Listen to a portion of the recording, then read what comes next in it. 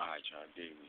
It's a beautiful night out tonight, June 1st, 2010. I woke up this morning. I had, something was itching me, within me to say, you know, something happened on this anniversary or something, and it turned out to be something I honestly, never really heard of. I apologize if you guys can't see me too well, because, well, let me see this guy out there. And, I'm on my porch. But, basically just bear with me on this. I hope this light's good enough. Up in Tulsa, Oklahoma, in a district town called Greenwood, back in 1921. Late, beginning during, end of the Civil War, beginning of the First World War, end of the First World War era. A lot of people began to settle in Oklahoma, and after the Civil War was done, people began to head west. And it turned out that Tulsa happened to be the biggest area for black folks to go, settle in.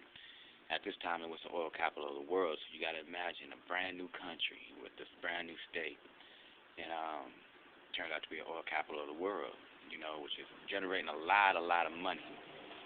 Okay. Well, in Oklahoma, you have people that's coming from the north, you have people that's coming from the south. Now, after the Civil War, in the late 1800s, early 1900s,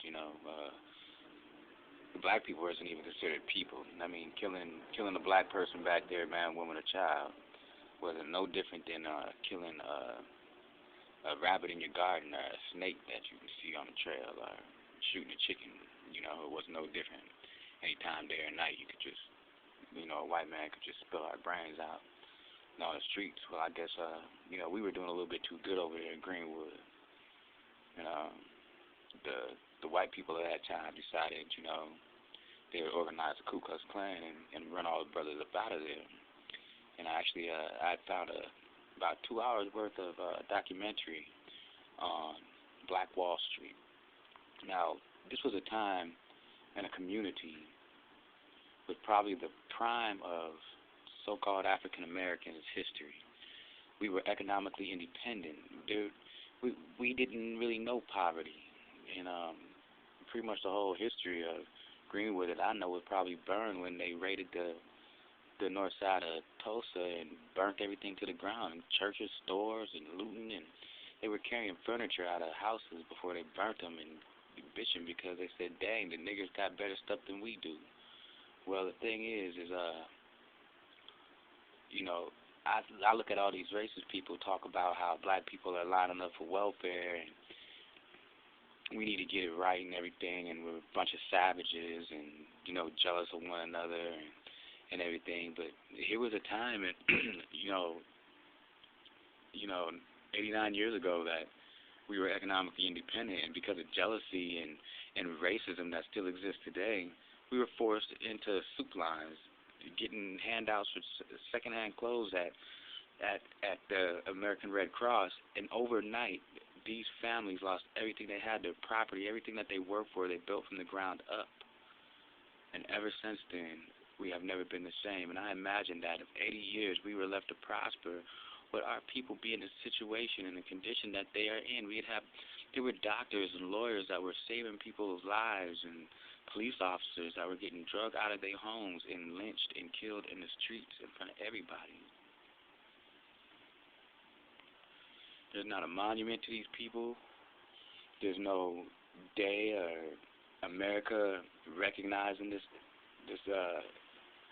crime against humanity. This is the same thing that I looked at it, and the way that they had these brothers and sisters marching off into these bordered off sectors of town reminded me of what I saw, that happened to the so-called Jews in the Holocaust 30 years later. It really troubles me. What I would like to do is organize for us, as black people, say we want recognition for this.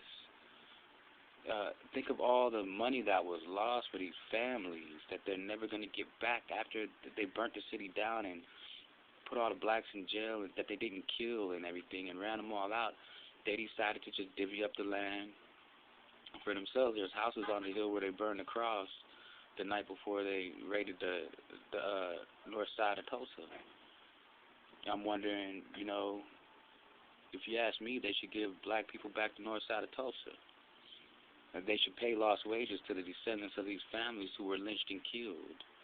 Emotional distress. The same thing that happened with the Native Americans. They get money because they were hustled out of land and stuff. That now they got, that the treaties were illegal. There was no treaty here. These people were murdered and taken. They put their weapons down and try to walk away peacefully, and they were still murdered in cold blood out of jealousy, by evil racism, and they will probably never get recognition for it. And I just wanted to bring it to everybody's attention.